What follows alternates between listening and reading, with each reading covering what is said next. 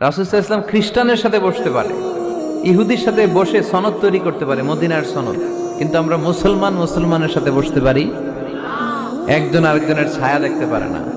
হিংসা, বিদ্বেষ, জেলাসি, অহংকার, ঠিক কিনা? লা ইয়াদখুলুল জান্নাতা মান কানা ফি কলবিহি হাববাতু খারদাল মিনাল কিবর। যার অন্তরে যাররা পরিমাণ অহংকার থাকে সে কোশ্চিনকালেও আল্লাহর জান্নাতে প্রবেশ করতে পারবে না। আমরা যেন এই অহংকার থেকে মুক্ত হতে পারি, আমরা যেন ব্রড মাইন্ডেড হতে পারি, আমরা যেন ভিন্ন মতের লোকদেরকে রেসপেক্ট করতে পারি, ভিন্ন মতকেও যেন আমরা সহ্য করতে পারি। আমাদের দেশে এত কাদা ছোড়াছুড়ি, এত মারামারি কেন জানেন? আমরা ভিন্ন মতকে দমন করতে চাই, ভিন্ন মতকে আমরা স্পেস দিতে চাই না, ফলেই এত ঠেলাঠেলি। এজন্য মতামত বিভিন্ন থাকবে। This is the beauty of Islam.